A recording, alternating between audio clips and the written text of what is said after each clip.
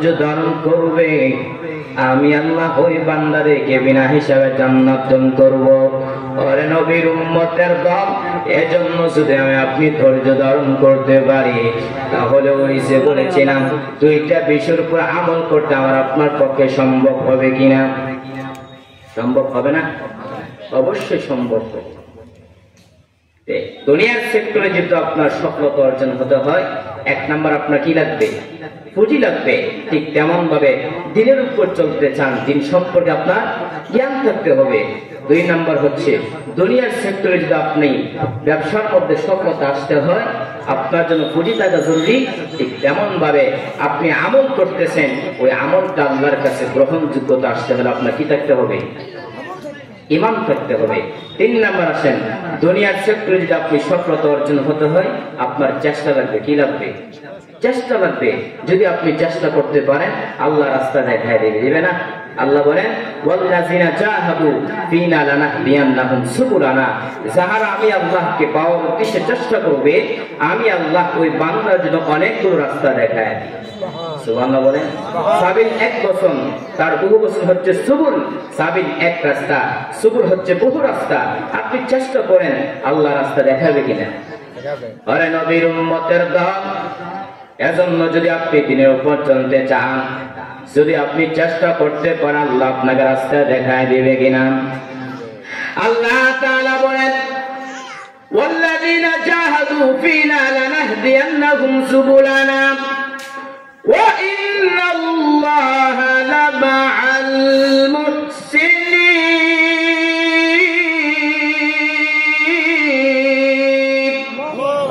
আল্লাহ বলেন, যারা আমি আল্লাহকে পাওয়ার উদ্দেশ্যে চেষ্টা করবে, আমি আল্লাহ ওই বান্দার জন্য অনেকগুলো রাস্তা দেখায় দিব। ওরে নবীর উম্মতের দল, যারা যেইভাবে আল্লাহকে রাসূলকে পাওয়ার জন্য চেষ্টা করেছে, তারা আল্লাহ এবং রাসূলকে পেয়ে গেছেন। ঠিক নেই? ওরে নবীর উম্মতের দল, ইমাম শাফি রাহমাতুল্লাহি আলাইহি, ইমাম আহমদ বিন হাম্বল রাহমাতুল্লাহি আলাইহি, ইমাম মালিক রাহমাতুল্লাহি আলাইহি, তারা আল্লাহ এবং রাসূলকে পাওয়ার জন্য চেষ্টা করেছেন, আল্লাহ এবং রাসূলকে তারা পেয়ে গেছেন। ওরে নবীর উম্মতের দল, ছোট্ট একটা ঘটনা শুনি, ভালো করে শ্রবণ করেন। কেমন সেই ইমাম মালিক, যে ইমাম মালিক নবীর প্রতি কত মহব্বত, যে ইমাম মালিক 70 বছর বান্দা মদিনায় জীবন কাটা, একটা বড় জুতা পায়ে পরিধান করেন না। কষ্ট করে ইমাম মালিক মদিনার মধ্যে তুমি অলিগলিতে হাঁটো, কিন্তু জুতা পায়ে পরিধান করো নাই কেন? ইমাম মালিক ডাকতে বল, আপনি মদিনার পুরো আশিক, আমি যখন মদিনার অলিগলিতে জুতা লাগাইয়া হাঁটি, আমি নাকটা লাগায় দেখি পয়গম্বরের রওজার ঘেরান আমার নাকে লাগতেছে। ইমামুল আউয়ালিন আল আখিরিন বহর সাদাকা রাহমাতাল লিল আলামিন, শুধু জুদাস রাহমাতাল লিল আলামিন, মসজিদে ও শুধু হামারু এ জমিন। আলোচনা চলবে, শেষ করে ফেলবো। আরে নবীর উম্মতের দল, ওই ইমাম মালিক কেমন নবীর প্রতি মহব্বত, বান্দা মদিনার মধ্যে জীবন কাটা, ইচ্ছা করলে বান্দা মদিনা থেকে মক্কায় গিয়ে হজ পালন করতে পারে, ইচ্ছা করলে বান্দা মদিনা থেকে মক্কায় গিয়ে বান্দা বছরে বছর উমরা পালন করতে পারে। কিন্তু এত সুযোগ থাকার পর ইমাম মালিক মদিনা থেকে মক্কায় যায় না। ইমাম মালিক তার দিনের গুরুত্ব বদ্ধ, আমি যদি মদিনা থেকে মক্কা হজ করতে যাই, আর যদি ওখানে আমার ইন্তেকাল হয়ে যায়, আমি মদিনার পাশে থাকতে পারবো না। একদিন কুবের করে ইমাম মালিকের সাথে রাসূলের মুলাকাত হয়ে গেছে। আল্লাহু আকবার বলেন, আরো জোরে বলেন। ইমাম মালিক নবীর সাথে কথা শুরু করার আরম্ভ করলেন। ইমাম মালিক বলেন, পয়গম্বর, আজকে আপনার সাথে আমার অন্য কোনো বেশি কথা না,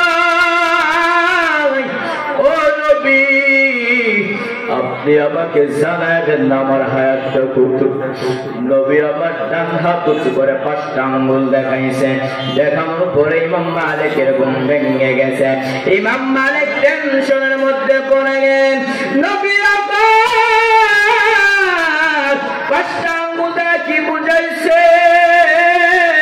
5টা বছর নাকি 5টা মাস?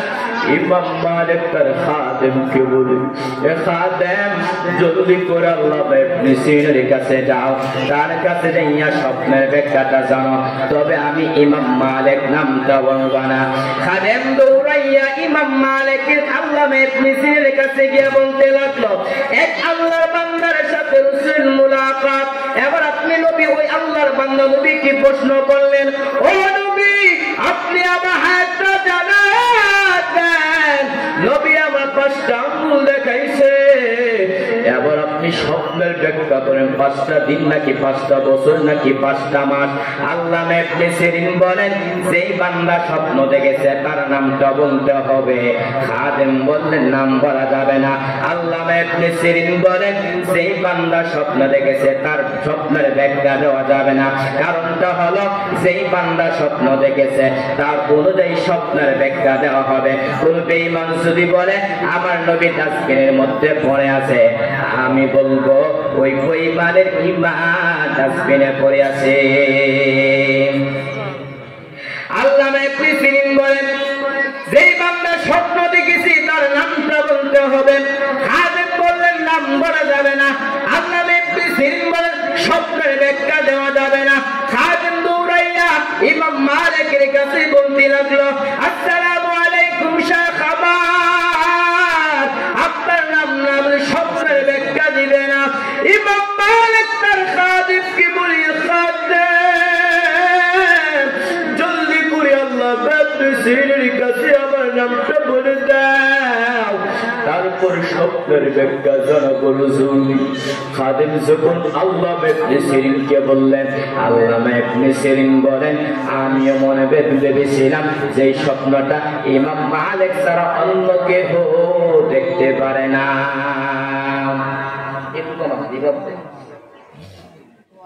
আল্লামা ইবনে সিরিন বলেন, যেই বান্দা স্বপ্ন দেখেছি তার নামটা বলতে হবে।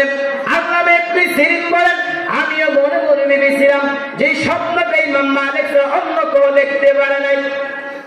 আল্লামা ইবনে সিরিন বলেন, নবী আমার 5টা আঙ্গুল দ্বারা বুঝাইছেন 5টা বিষয় সম্পর্কে আল্লাহ ছাড়া দুনিয়াতে কেউ জানে না।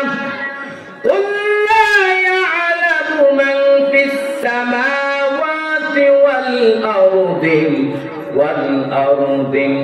গায়বা ইল্লাল্লাহ।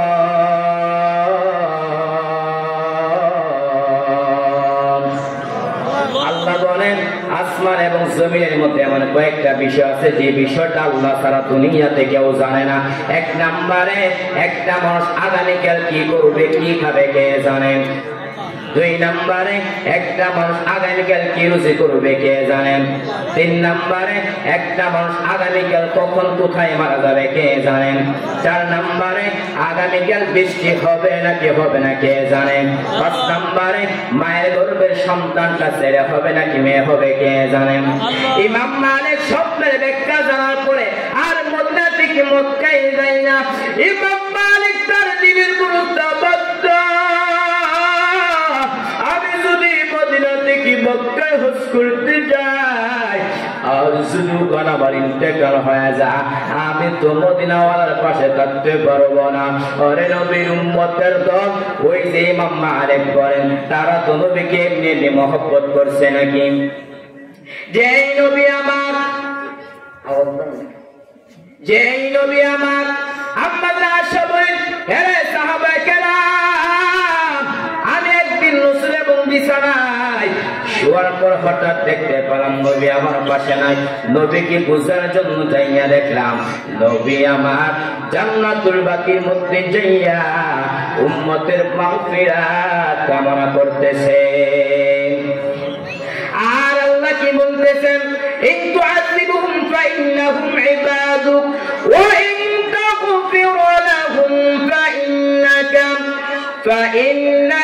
আনতাল আজিজুল হাকীম।